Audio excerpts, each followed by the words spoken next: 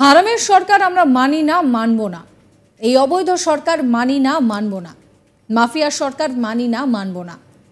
এবার এই রকমই স্লোগান উঠল। সরকারের বিরোধিতা করে লড়াই চলছে, সরকারের নীতির বিরুদ্ধে চলছে লড়াই। আর এত কিছুর পরেও সমস্যা সমাধান হওয়ার কোনো লক্ষণ নেই, বরং উত্তরোত্তর বিষয়টা বাড়ছে। আর এদিকে বেড়ে চলেছে আন্দোলনের জেরে মৃতের সংখ্যাও। তারই মাঝে উঠল সরকার বিরোধী স্লোগান। কে বললেন এই কথা শুনলে অবাক হয়ে যাবেন। এক বাংলাদেশি রিক্সা চালক শহরের রাজপথে দাঁড়িয়ে পুলিশের সামনে বললেন যে হারামের সরকার মানি না, মানব না। এই অবৈধ সরকার মানি না, মানব না। মাফিয়া সরকার মানি না, মানব না। সেই ভিডিও দেখাবো আপনাদের।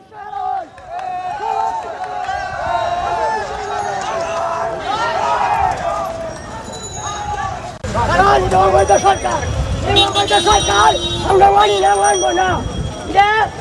মাফিয়া সরকার, এই মাফিয়া সরকার মানি না, মানব না। হেরাবন, বিশ্ব হেরাবন।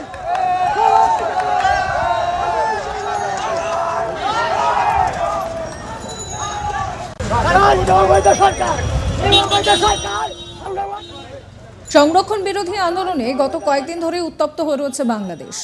ঢাকার রাস্তা কার্যত লোকশূন্য। দূর দূর পর্যন্ত শুধু ধুধু করছে রাস্তা, কোথাও কোনো লোকের দেখা নেই। দেখা যাচ্ছে যে বন্দুক হাতে টহল দেওয়া বাংলাদেশি আর্মি। হিংসা ঠেকাতে হাজার হাজার সেনা নেমেছে রাস্তায়, যাদের প্রত্যেকের হাতে রয়েছে বন্দুক। নামানো হয়েছে বিশাল ট্যাঙ্ক, জারি হয়েছে কারফিউ। ওপর থেকে পরিস্থিতিতে নজর রাখতে ঘুরে বেড়াচ্ছে হেলিকপ্টার। সংবাদ সংস্থা সূত্রে খবর, কোটা সংস্কার আন্দোলন চলাকালীন বিগত কয়েকদিনে শুধু ঢাকা শহর থেকেই গ্রেফতার 500রও বেশি। বিক্ষোভকারীদের চাপের মুখে পড়ে পিছু হটতে বাধ্য হয়েছে বাংলাদেশ সরকার। রবিবার বাংলাদেশের সুপ্রিম কোর্ট নিয়োগ প্রক্রিয়ায় কোটার ক্ষেত্রে হাইকোর্টের রায়কে খারিজ করে দিয়েছে। বাংলাদেশের শীর্ষ আদালত জানিয়ে দিয়েছে কোটা সংস্কার ব্যবস্থায় সেখানে পরিবর্তন আনা হচ্ছে। সরকারি চাকরির ক্ষেত্রে মোট কোটা থাকবে 7%, যার মধ্যে 5% মুক্তিযোদ্ধাদের সন্তানদের জন্য, 1% অনগ্রসর শ্রেণী, 1% বিশেষভাবে সক্ষম ও তৃতীয় লিঙ্গের জন্য। বাকি 93% নিয়োগ প্রক্রিয়া হবে মেধার ভিত্তিতে। এই পরিস্থিতিতে সাংবাদিক বৈঠক করেন দেশের প্রধানমন্ত্রী শেখ হাসিনা। তিনি বলেন, জীবনের মান উন্নতির জন্য যতগুলো স্থাপনা তৈরি করেছে সবটা তারা ভেঙে দিয়েছে। এই ক্ষতিটা জনগণের। এখানে জনগণকেই রুখে দাঁড়াতে হবে। সন্ত্রাস জঙ্গিবাদের বিরুদ্ধে জনগণকে এগিয়ে আসতে হবে। এরা কোনোদিন দেশের মানুষের জন্য ভালো কিছু করেনি।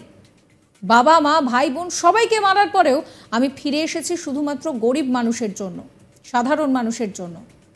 আমরা স্বাধীনতা এনেছি, সেই স্বাধীনতা বিফলে যেতে দেব না।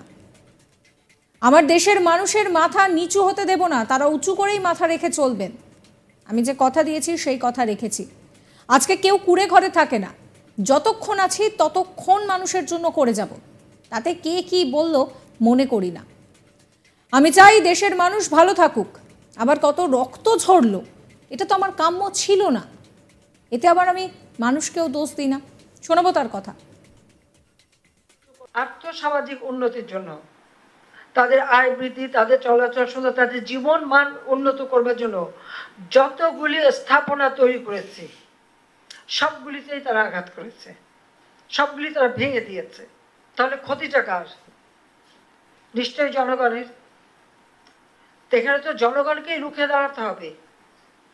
এই সন্ত্রাসের বিরুদ্ধে, জঙ্গিবাদের বিরুদ্ধে জনগণকেই সোচ্চার হতে হবে। কারণ এরা তো কোনোদিনই কোনো দেশে তো ভালো কিছু করতে পারেনি।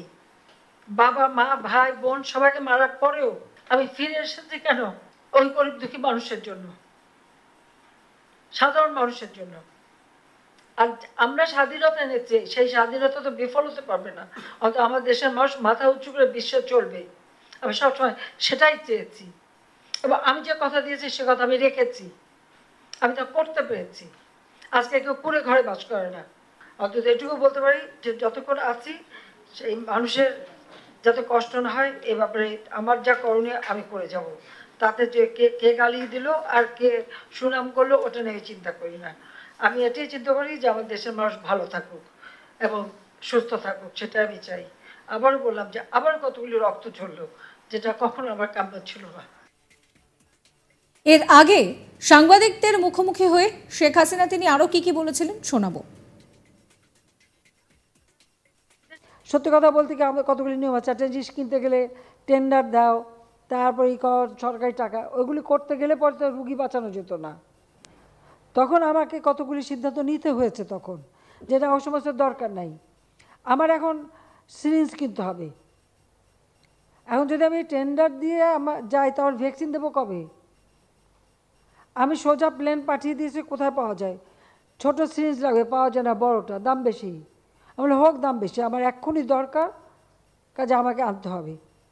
আমি 3 দিনের মধ্যে আমি প্লেন পাঠালাম, যা পেলাম কিনে নিয়ে 4 দিনের মধ্যে 5 দিনের মধ্যে আমি নিয়ে আসলাম।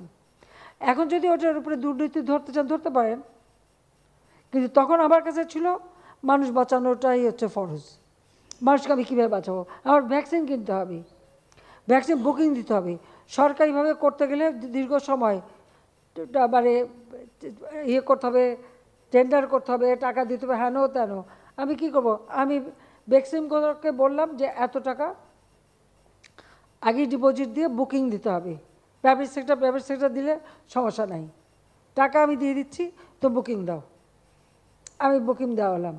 ভ্যাকসিন রাখার জন্য আমার ফ্রিজার দরকার, -70 বা 75 এই ধরনের ফ্রিজার আমার অভাব, একমাত্র কিছু কিছু ফার্মাসিউটিক্যাল আছে, সেটা তো এনাফ না, এখন আমাদের কিনতে হবে।